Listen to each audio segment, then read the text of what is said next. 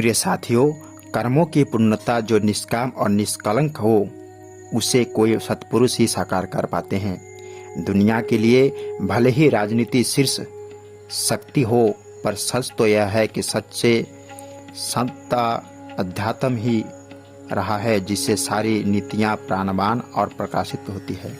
ऐसी दशा में जब राजनीति की गंदगी का प्रयन मनमानी व भ्रष्टाचार का रोग बन जाए, इसके अंदर कूदकर मानवीय कर्तव्यों को संकल्प कर पूर्व पूरा करना हंसी खेल नहीं है। स्वभाव से ही अध्यात्म विज्ञानी रहे महाराज श्री ने गढ़वाल लोकसभा सीट पर विजयी होकर केंद्रीय रेल राज्य मंत्री व वित्त राज्य मंत्री के पदों को पूर्ण निष्ठा से देश सेवा कर सुशोभित किया और राजनेताओं के समक्ष अनूठा आदर्श प्रस्तुत किया। वे कहते हैं कि भारत का समग्र विकास भरा लक्ष्य है और उत्तराखंड का विकास मेरी प्राथमिकता है। संसद में समय समय पर उन्होंने अनेक जनकल्याण के मुद्दों को उठाया है और विभिन्न मंत्रालयों में संबोधित समस्याओं के निराकरण हेतु केंद्र व राज्यों के मंत्रियों, सांसदों व राज्य मंत्रियों आदि को लिखित सूचित करते रहे हैं। उन्हीं के द्वारा सर्वेकृत ऋषिकेश कर्णप्रयाग रेल लाइन के निर्माण को इस रेल बजट में मिली मंजूरी से समूचे उत्तराखंड में खुशी की लहर दौड़ गई है। वे एक महान जोगी की भांति राजनीति में रहकर भी अध्यात्म की दृष्टि से मानव कल्याण व उत्थान को प्राथमिकता के साथ करते जा रहे हैं। यही उनके कर्मों का कौशल है जो उनके पवित्र संकल्पमय जीवन में भगवद गीता को साकार कर रहा है। अर्थात वे योगस्थ रहकर मानव सेवा, देश सेवा तो कर ही रहे हैं, मानव मन के दूषित प्रवृत्तियों को बदलने के लिए सत्संग धारा भी प्रभावित करते जा रहे हैं ताकि मन की शंकाओं का सबका समाधान हो रहे हैं। विदेशों में उनका ज्ञान का प्रचार चल रहा है। मई माह में यूरोप के अनेक देशों का भ्रमण आज अज्ञानता के ज्वालों में शांति व शीतलता प्रदान करने का उनका अनोखा प्रयास है।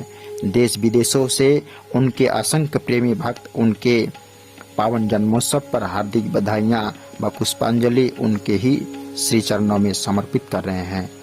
आए आनंद के क्षण चिन्ह प्रकाशित है, रात व दिन सुशोभित हो रहे गुरु महाराज सबको ज्ञान दे रहे हैं आज, जैसा उनका पावन नाम कीर्ति रहे सदा अभिराम।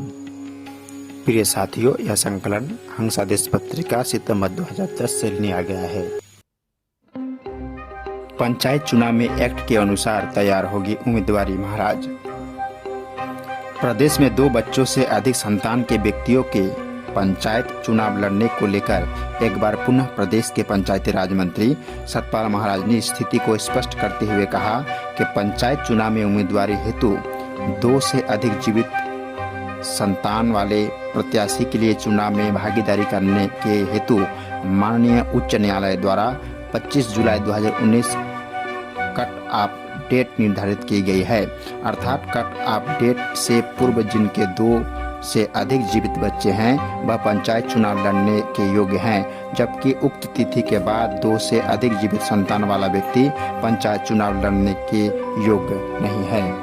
प्रिय साथियों, नमस्कार। प्रदेश के पंचायती राज मंत्री सतपाल महाराज ने कहा कि पंचायत चुनाव में 2 बच्चों वाले नियम को लेकर कुछ लोगों के ठीक से जानकारी नहीं है। उन्होंने स्थिति को स्पष्ट करते हुए कहा कि उत्तराखंड पंचायती राज अधिनियम 2016 के अंतर्गत वर्णित धाराओं में 2 बच्चों से अधिक जीवित संतान के व्यक्तियों को ग्राम पंचायत, क्षेत्र पंचायत, जिला पंचायत के चुनावों में उम्मीदवारी हेतु अयोग्य घोषित किया गया है। माननीय उच्च न्यायालय उत्तराखंड नैनीताल में योजित रिट याचिका संख्या 2302 ऑफ 2019 MSP की देवी बनाम उत्तराखंड राज्य एवं अन्य में 19 सितंबर 2019 को पारित आदेश के तहत ग्राम पंचायत के संबंध में 2 से अधिक जीवित संतान वाले प्रत्याशी के लिए चुनाव में भागीदारी करने के लिए 25 जुलाई 2019 कट ऑफ डेट निर्धारित की गई, जबकि एक अन्य मामले में भी माननीय उच्च न्यायालय द्वारा 21 सितंबर 2020 को इसी प्रकार के आदेश क्षेत्र पंचायत एवं जिला पंचायत के संदर्भ में पारित किए गए। पंचायती राज मंत्री श्री महाराज ने कहा कि 16 मार्च 2024 उत्तराखंड शासन विधायी एवं संसदीय कार्य विभाग की अधिसूचना के द्वारा प्राविधान किया गया है कि किसी व्यक्ति की 2 से अधिक जीवित जैविक संतान है, परंतु पहली संतान के बाद दोबारा गर्भ धारण करने पर एक साथ 2 या उससे अधिक बच्चे पैदा होने पर अयोग्यता संबंधी उक्त नियम लागू नहीं होंगे, अर्थात वह चुनाव लड़ सकता है।